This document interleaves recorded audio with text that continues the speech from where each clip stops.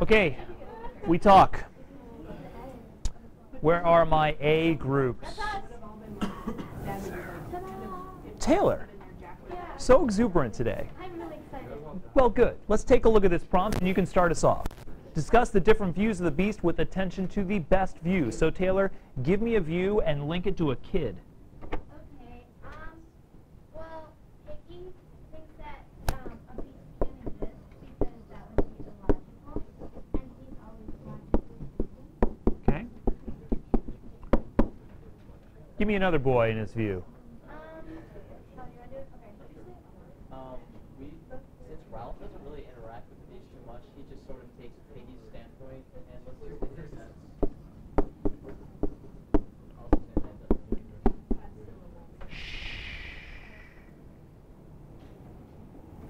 It's interesting how Ian says that Ralph adopts Piggy's viewpoint. Piggy at the beginning says, well, it doesn't exist, and this underscores his rationality and logic. However, one of the boys later explains something about the beast, where the beast comes from. Where does the beast come from? The water. And everybody becomes silent. Why does that scare everybody when a boy says it comes from the water? Sorry? They hadn't thought of that. What had they accounted for rationally? What had they already accounted for? They had been everywhere in the island. And Piggy says, rationally, there's no beast. We've been everywhere here. And then somebody says, oh, but it comes from the ocean. Suddenly all the boys shut up. They're like, oh. And they look, there's a big ocean right there. And even for us today, we know that we know very little about the ocean. We understand, and some of us respect, that we know more about the moon than we do about our own oceans. So Piggy stops talking a lot about the beast, and his does not exist idea transfers over to Ralph, who will then, for the rest of the novel, stamp his feet and say, there is no beast, there is no beast, there is no beast, again and again and again. So it begins with Piggy, but then it becomes Ralph's view. So there's an interesting transference there. Lexi, give me another boy and his view. Well, Jack thinks that the best way to deal with the beast is to use force against it. Okay, so he believes it exists, right? Where does it exist according to Jack? Faces over, down, like that one, I forget how he describes the area, but it's like that one place of the island that he doesn't go to a lot. Right, but Lexi, let me pause you for a moment and think about this more obviously. You're thinking very specifically. Where does the beast exist? Piggy says, or Piggy and Ralph say it does not exist. Jack says it does exist. Let me ask you this question, Lexi. Does Simon believe it exists? Simon thinks, no, he doesn't. He does believe it exists. Now this is the I understand, this is the confusing part, okay? So let me help you out, and in a moment you'll have that, oh, okay, I get it, aha moment. Where does Simon believe the beast exists? Michelle, say it louder. Like within the people.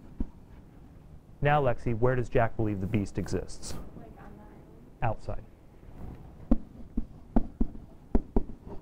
Does that make sense, Lexi? Yeah. Jack believes that the beast is an existent animal out there that he can hunt and kill because Jack's aggressive and he likes to deal with things that way. He can't kill himself.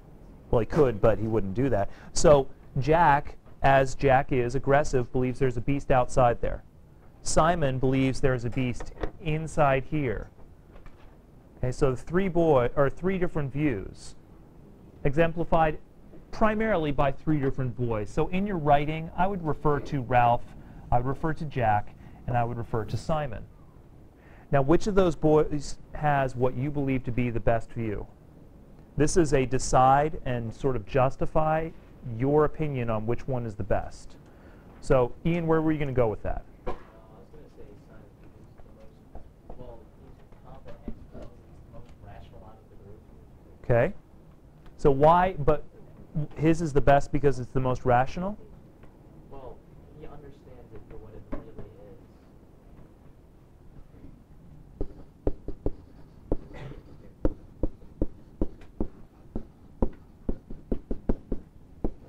Ian, I like where you're going. Expand on that for a moment. What is the beast really?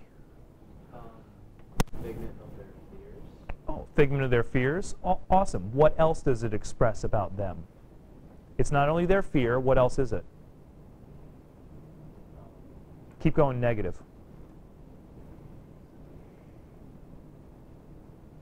Piggy says there's nothing to be afraid of on the island except for maybe we should be afraid of what? Anybody? Remember, I shouldn't be just talking to Ian. Corinne? Ourselves. Maybe we should be afraid of people. And the boys all laugh. Why would we be afraid of people? Man, if I were on an island, that's what I'd be most afraid of, is other people. I wouldn't be scared of beasties, and I wouldn't be scared of trees, and I wouldn't be scared of the surf. I would be scared of other people. So not only does the beast represent the fear, but the beast also represents the brutality. And Ian, you're saying that that is the best way to view it, that we look at the beast as a representation of us, not as something outside there? Okay, good. Anybody have a contrary opinion? Believe that one of these other boys has a better view of the beast? Silence. No. You're all like, no, that's awesome, Mr. Clarkson. We like that. Sounds sophisticated and smart. You're right. It does. Ian's absolutely correct. That Simon is focusing on issues of human nature and personality and behavior. He's not focusing on childlike levels of monsters in the night. So his view is more mature, his view is more sophisticated, and his view is actually better to help the group.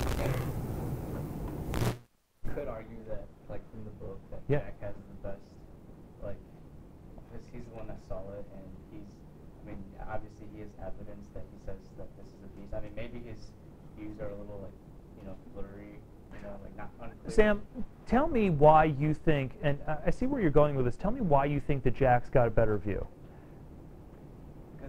You're dancing around the issue. You're going to play devil's advocate here. I see where you're going, and I see what you're doing. So if you're going to play devil's advocate.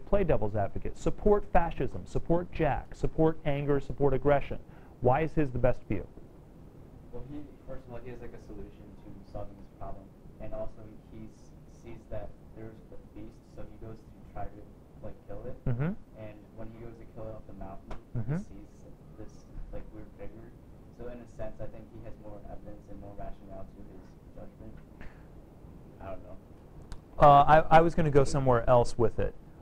Taylor, where are you going to go?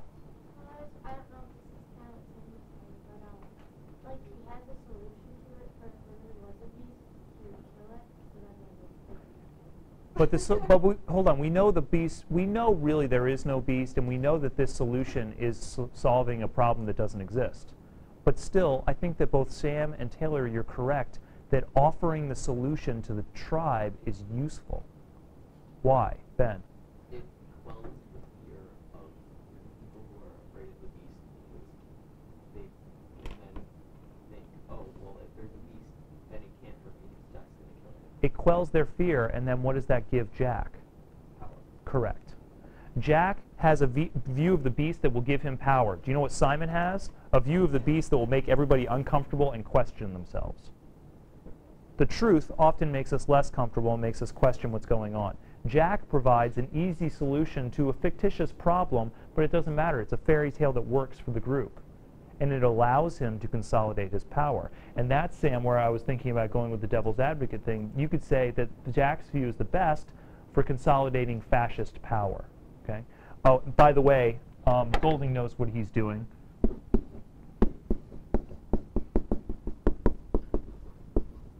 Politicians know this very well. You use a threat, whether real or merely perceived, and you say, I am the person to solve this threat for you, and guess what? You get elected. Hitler learned this lesson very well.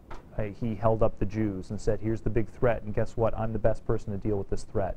Oh, and also the Western powers and economic problems. This is the threat. I'm the best person to deal with it. One of those was real. One of those was merely fictitious. But he knew what Jack knew.